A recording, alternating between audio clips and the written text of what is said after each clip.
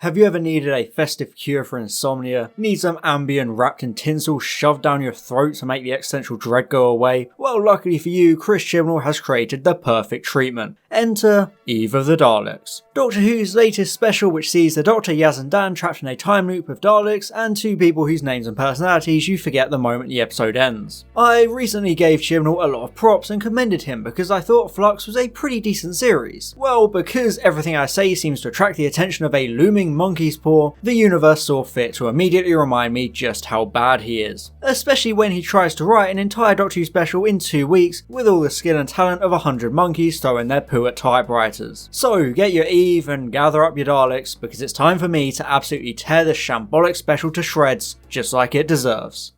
Just shoot, just go, just get. Christmas Eve 2020. Chris Chibnall finally decides to try out that big finish thing people are always talking about. So he pops on the 8th Doctor story, The Chimes of Midnight. The next day there's nothing on TV because he stopped making Doctor Who Christmas specials. So instead he and his family watched the classic winter movie Groundhog Day. Something clicks inside Chibnall's brain, so he decides to write a time loop story because it's the last frontier of unoriginality. And in iconic Chibnall fashion, he makes the time loop painfully boring by overcomplicating it, like using calculus to solve 2 + 2. So the loops are caused by the TARDIS resetting itself, except it's not because the Daleks can also control it. And for some reason, if the protagonists can't escape before midnight, they die for good. Although nobody seems to explain why that would happen. It's a good gimmick, adding some tension as the loop gets shorter each time, restricting the opportunities the characters have to survive and find a solution. But like everything in this disaster of an episode, it gets muddled with everything else going on. Initially it's Groundhog Day of a single Dalek hunting the Doctor. Nice and simple. But then each loop is a minute closer to midnight. Then there are 2 Daleks. Then it turns out each person has a personal loop, allowing them to stretch it for 20 minutes somehow. And then even more Daleks show up before the protagonists set off some convenient fireworks to blow up the whole building and save the day.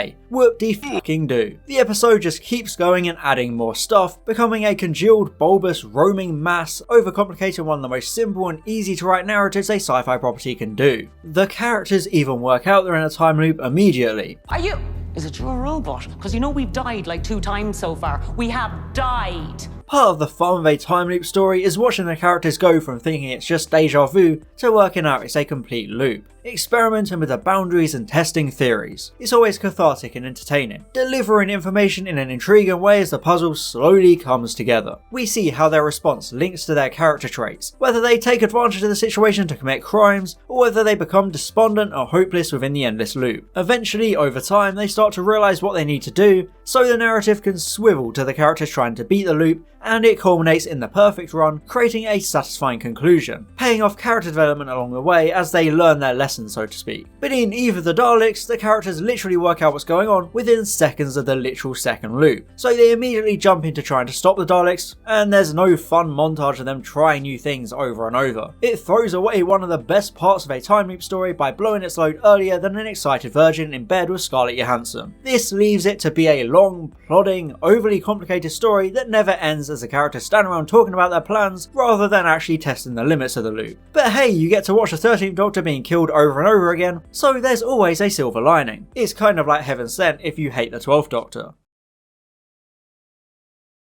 Yes, it's hard to talk about a Doctor Who time loop story without bringing up the always popular episode Heaven Sent. Pretty much the most beloved episode in modern Doctor Who, which you shouldn't even try to one-up, especially not a relatively mere 6 or 7 years later. The magic of Heaven Sent's time loop is that we don't know for almost the whole episode. It takes a very methodical approach by putting the Doctor in a scenario tailor-made for him. There's a monster, a mystery to solve, and justice to serve, so the reveal of the loop was a dramatic and shocking moment. It focused on the 12th Doctor as a character and how he dealt with the situation, because he was on his own and didn't realise he was in a loop until late in the story. It helped pace the story so that the first half is the slow, tense build-up, and the second is the payoff and solution once we know what's going on. But in Eve of the Daleks, there's no build-up. It happens almost instantly, and pretty much the entire story is the payoff and solution, so there's no tension. Even the transitions between loops feel slow and anticlimactic. There's no instant shift when the characters die, it lingers, and they don't feel the shock of coming back to life. If you were to get exterminated and immediately come stumbling out of the TARDIS, you should be a bit more more than mildly confused. Even the last loop feels like a pacing disaster. The characters only have a minute left to try to break the loop, yet they manage to move through the building, gather explosives, put them downstairs and set them all off because Sarah's mum conveniently called with 10 seconds left. All of this happens in a single minute. Talk about a speedrun. But no, there's some weird thing about each loop being personal so they can extend it for 20 minutes or something. It doesn't make much sense and feels like a needless solution to a problem Chibnall himself created. So, in Heaven Sent, the Doctor was in a personalised torture chamber created by the Time Lords, with the Veil as the looming threat trying to kill him. In Eve of the Daleks, it's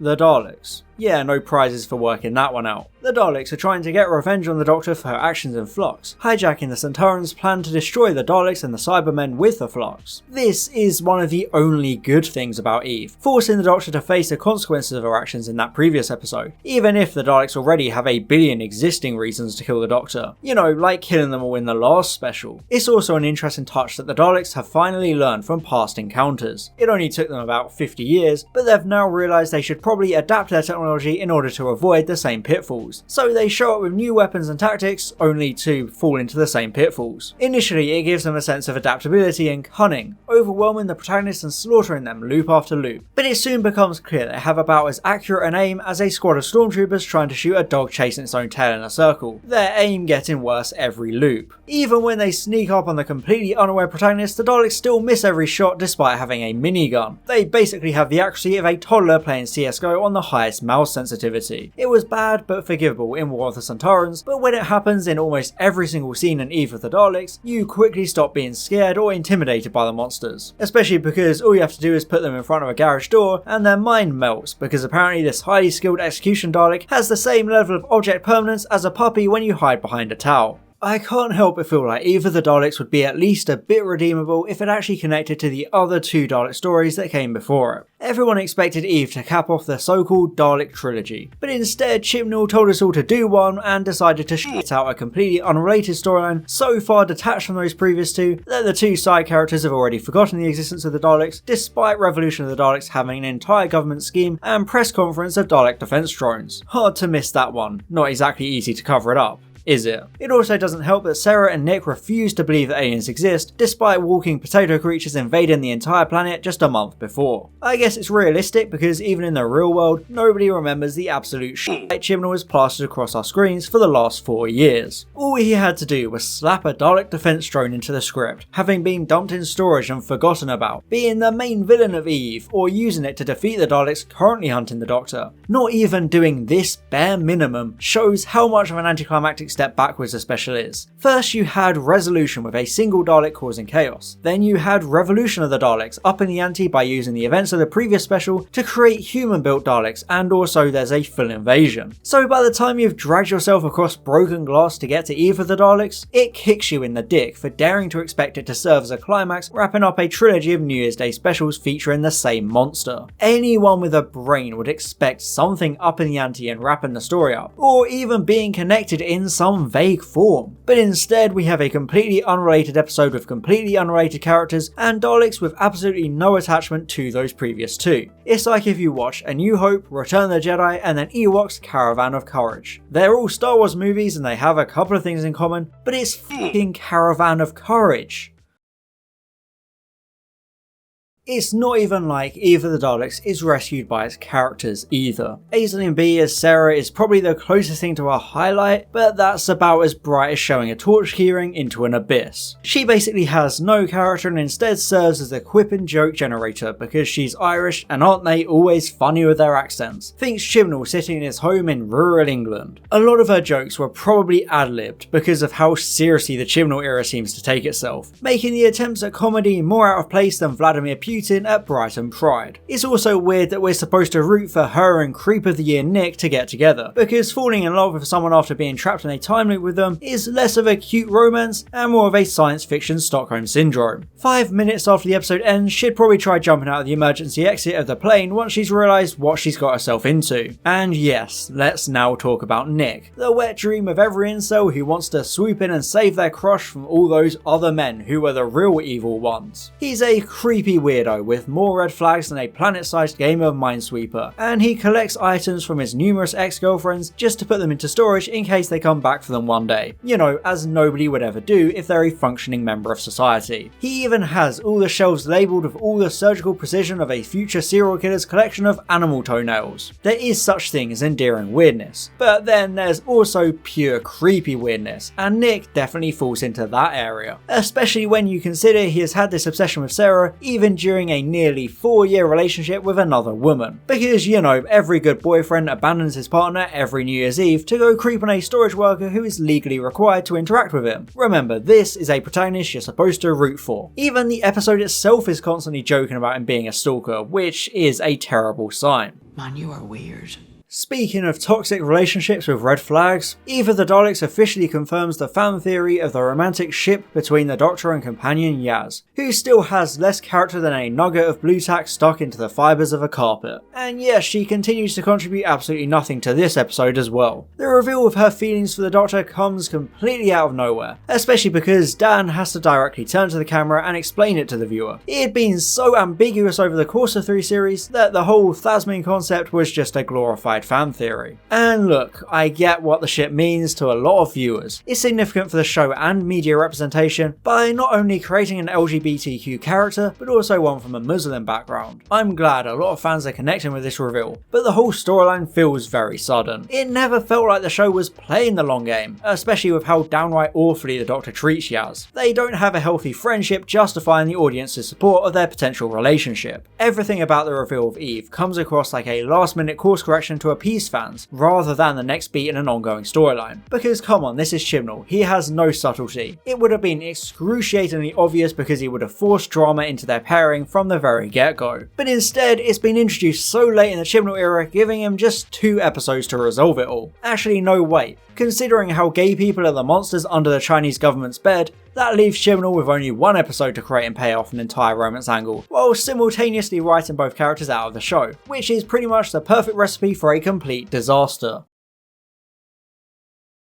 Having a relationship between the Doctor and the companion is always a massive risk and requires a lot of delicacy and tact. It's pretty much impossible to pull off, especially when you consider the ever-growing age gap. If you thought it was bad when the 900-year-old 10th Doctor wanted to bonk the 19-year-old Rose, just wait until you realise the over 2,000-year-old 13th Doctor and 20-something Yaz can probably only bump uglies in a few quadrants of the universe that haven't already put the Doctor on a list forbidding her from being within 5 light years of a nursery planet. Even disregarding the questionable age gap and the fact that the Doctor is still married to River Song, romance between the Doctor and their companions has always been one of those controversial topics within the show that fans have always argued about, regardless of the character gender. Doctor Who was never a show designed about the main lead shoving their tongues down each other's throats like 2 horny teenagers tipsy from a watered down beer at year 11 prom. Classic Who pretty much always kept it at bay, with the exception of fan theories. But ever since 1989, the idea of Hanky Panky in the TARDIS has kicked down the door and refused to leave. The TV movie, 10 Rose, 11 and Clara. Every few years this concept rears its ugly head and it never works. Russell T Davies was obsessed with it, and since people can't seem to engage with modern media unless it has romance, Doctor Who has suffered from needing to force those relationships.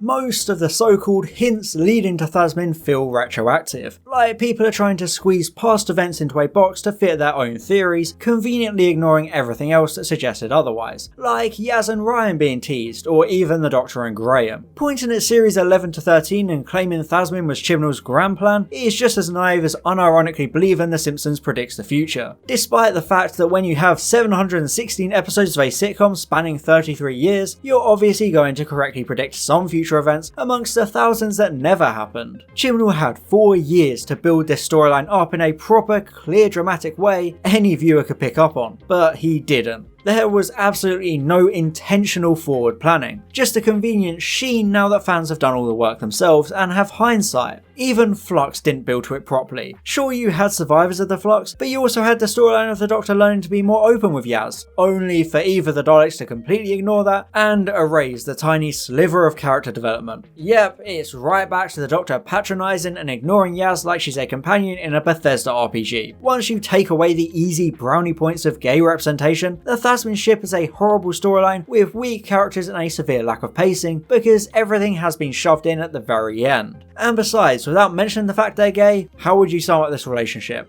Because there isn't anything. There's no character there. Sure, you can be happy that they're together, but Chibnall has done the absolute bare minimum with them, but celebrating it like it's some groundbreaking thing is like celebrating a chef for actually putting food on your plate. Speaking of bad writing, Eve of the Daleks has about as much structural integrity as soggy toilet paper. There's your typical abundance of Chibnall exposition and technobabble making no sense, with characters constantly saying stuff only to immediately contradict it moments later. And then you get the setups that lead to nothing. Like Sarah's phone, which can't be muted so keeps dinging with notifications. You'd expect this to lead to her being caught by a Dalek because it gives her away as she hides, right? No, it goes completely nowhere. It's just a random quirk. And sure, that can be overlooked, but then you also get the whole subplot about the mysterious Jeff who always flakes on Sarah and has a bunch of random stuff stored away. You expect him to actually show up in some form, but nope. They spend huge parts of the episode focusing on Jeff just as a way to explain that there are fireworks available to use against the Daleks. He never appears, not even for a short comedic scene. But wait, Harbo, I hear you saying with your nerd glasses pushed firmly up, ready to correct me. What about that guy at the end? That's Jeff, isn't it? No, actually, it's a forgettable side character from Woman Who Fell to Earth, an episode from 4 years ago. Yeah, great cameo, really gave the fans what they wanted there, didn't you? Another missed opportunity in the ending comes in the form of a weird moment as Yaz and Dan escape, wondering where the Doctor is because the building is about to blow up, only for her to immediately follow them out into safety. It completely removes the dramatic tension it was trying to set up just seconds earlier. Her seemingly dying in the explosion would have been about as cliche as listening to Wham at Christmas, but it would at least give Yaz a moment to think that her beloved Doctor is dead, only for said Doctor to casually stroll back up like it's no big deal. Yaz now realising she can't risk waiting too long. That is basic character writing. It doesn't take much effort and it communicates clear character motivations and gives them personal journeys. But instead, nothing happens and there's no suspense of thinking the Doctor hasn't made it out in time, so it continues to be boring. The other main brain-dead decision of the episode is to fix the TARDIS interior, with 2 episodes left before it gets changed anyway. During Flux, the inside of the TARDIS was all messed up. Using this gimmick as a way to transition into the next console room would have been a smart explanation for the change in the same way as the destruction during the 10th Doctor's explosive regeneration. Having the TARDIS fix itself from these after the 13th Doctor's regeneration would be so simple and narratively convenient that it becomes painful to remember who is the one writing these episodes. It's even worse considering that there were originally only meant to be 2 specials, so it would have actually only been fixed for a single episode before it inevitably blows up again. Yet again, great work, Chibnall. Just throw stuff away! Probably the only somewhat well-written character in this episode is Dan, but once again that's mainly because of John Bishop himself adding charm to the role. There's a good scene where he distracts a Dalek which shows his bravery and adaptability, even if it does come at the expense of the Daleks as a threat, because it makes them about as intimidating as a child pointing a toy gun at you. The episode also shows how good Dan is at understanding people. Since he spent 4 years travelling the world with Yaz, it's obvious he'd pick up on her being attracted to the Doctor, especially since he had to sleep under her bed on the ship, as she probably got frisky to the adaptive hologram recording, so it's understandable he'd encourage her to confess to the Doctor if only to get it out of the way. And yes, the Doctor herself is terrible in Eve of the Daleks, including possibly the worst inspirational pep talk the character has ever vomited out. It's the ultimate nothing burger of a speech that can basically be summed up as, "Hey, we're the good guys, we'll win eventually even if we have to die in the process." It's so generic and bland that it may as well have been written by an AI, which I suppose means the BBC have finally gotten the MCU's hand-me-downs. Eve of the Daleks is an atrocious episode of Doctor Who. It's by far the worst special the show has ever forced out of its colon, and it nearly put me to sleep when I suffered through it for the first time. It's supposed to be a tight comedic episode with fun and quirkiness, but instead it's bland, forgettable and needlessly convoluted for a simple story about a time loop in a storage facility. The jokes don't land, there are creepy stalker protagonists, the Daleks immediately lose their threat level, Phasmin is badly integrated, and the episode is just really ugly. So many shots are static, boring and lifeless, and the colours are so muted and dull it sucks the energy out of you like the world's driest succubus. For me, the biggest crime a Doctor Who episode can ever commit is being boring, and Eve of the Daleks has racked up enough counts of that to be thrown in a prison cell and the key launched into the sun. Eve of the Daleks dragged itself out of the same dark pit Praxius crawled from, and that means it gets an F for f***ing abysmal. There's just no substance. It's not even so bad it's good. It's excruciating and has nothing going for it. Steer clear of either the Daleks, you'd get more entertainment spending your evening trying to count the molecules in John Bishop's nose. And I'd like to give an extra special thank you to my Diamond level patron Fallon Cortez, and all my Gold level patrons: Alex Marston, Basil Disco PhD, Calvin, Daniel Shilito, Francois aka Line Vortex, George, Herna Verzog, and Stefan Never Miller. Thank you so much for your support.